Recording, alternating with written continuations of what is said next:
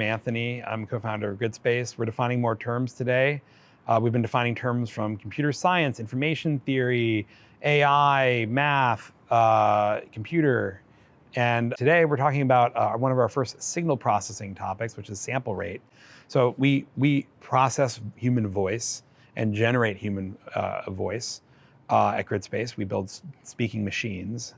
And a big part of that is operating on audio. If you've ever operated on audio before, whether you've been an editor, you've made music, any digital audio or digital imaging or in digital video, they can't go infinitely fast. So they can only do something so quickly.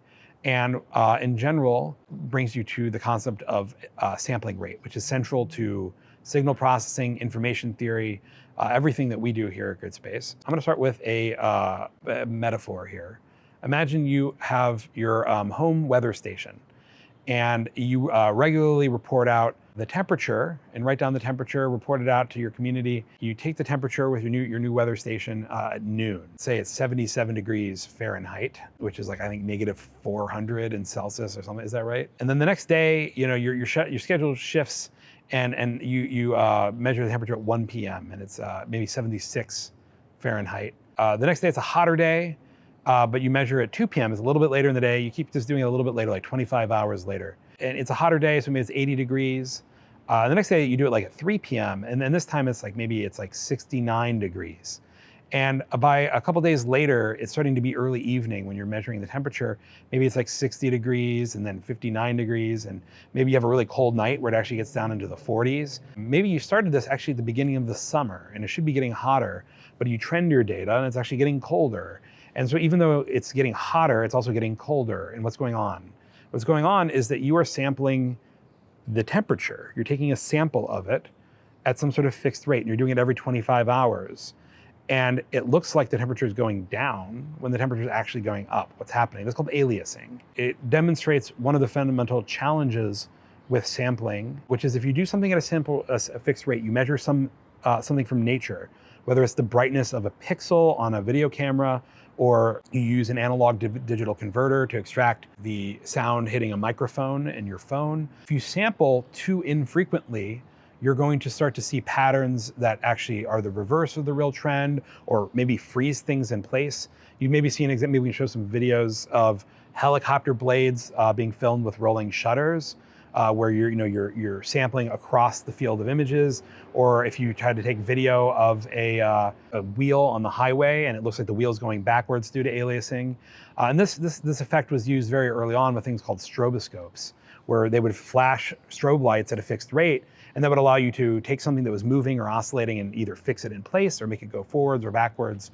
And stroboscopes are, again, the early example of a form of sampling where you would freeze things at some sort of fixed rate, which you call the sampling rate. Because digital computers, they can't run infinitely fast, and really nothing in nature can run infinitely fast. Like your ears and your eyes effectively have sample rates as well. You have to be smart about what should the sample rate be. And the good news is, actually there's really good news, which is, let's say you're talking about human voice. Humans can really, or human hearing, humans can really only hear from about 20 hertz to 20,000 hertz, meaning that any signal that's higher pitched than 20,000 hertz, that's 20,000 oscillations per second, you can't hear. It's just too high pitched. And the older you get, actually, the worse that gets, right? It turns out that there's a theorem, the Shannon-Nyquist theorem, that proved as part of the foundational rules of information theory, that if you have a signal like sound and you only need to reproduce it up to some frequency, let's say max 20,000 hertz, because it's for someone to listen to, if you multiply that by 2, so 40,000 hertz, and you sample at that sample rate, you can reproduce the signal exactly as you need it to be. Or put another way, as was more originally put, if you know that there's no information that has frequencies higher than 20,000 hertz, then if you sample it at 40,000 hertz or above, you can reproduce that signal not imperfectly, but perfectly, that's incredible. It really means that you can't just reproduce an approximation of the signal, but if you know that there's a max energy or a max frequency that the signal contains, you can actually record it as a digital file and reproduce it as it was originally heard.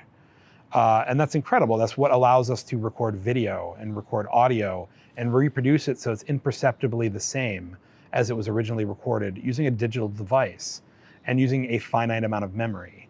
And the Shannon-Nyquist theorem, which I would say is unambiguously the foundational theorem of signal processing, or digital signal processing, which is the reason that we're able to do so much with digital signals. The trade-off, though, is that in the real world, there's always going to be signals that maybe fall a little bit outside of the range that you're able to sample, or due to technical or data limitations, you can't necessarily sample as high of a rate as you'd like. So we operate a lot of times over telephony. Telephony is sampled typically at 8 kilohertz, which is, if you do the math, really only can capture up to 4 kilohertz, meaning that your voice sounds pretty potatoed on a phone. And so actually, can we play audio of potato audio? And so actually, can we play audio of potato audio? Yeah. All right, we have that technology. You have to actually be very mindful of what signal you're trying to capture and how much you want to reproduce it with its full energy contained. The other thing is, because you sometimes know that there is going to be some signal above that max frequency, you have to then filter that out after you reproduce it using something called an anti-aliasing filter. And you see aliasing in images where there's fine details that get choppy from the sampling rate of the image field, and then you get aliasing effects in video, and you get aliasing effects in audio. And so you have to not only be mindful of what frequencies your signal contains, but also how to filter out aliasing effects when you have to reproduce the signal. Yeah, is that accurate, Nick? Space and time is off, say, for the image part. People might not. Oh yeah, so there's like frequency and image space as well. So if you guys have ever seen Moore patterns, where you have two transparencies with a really fine pattern on it, and you slide them over each other. Two meshes? Yeah, two meshes. Yeah, two fine meshes, and they go over each other, and you see patterns. That's due to aliasing in space, and so it's not just in time. Nick wanted me to tell you guys, by the way, if you haven't tried Grace or VoiceBot, you can go to gridspace.com and talk to our very human-like bot that we build here at Gridspace, at gridspace.com. And if you want us to define other terms, is this right? If you want us to define other terms from information theory, signal processing, you can put it in the comments. You can also write us a letter. We do get thousands of letters requesting terms for us to define. But yeah, we appreciate everyone. We've gotten an amazing response to these videos. I got called by the last 3 US presidents. They all love them. So, is that good?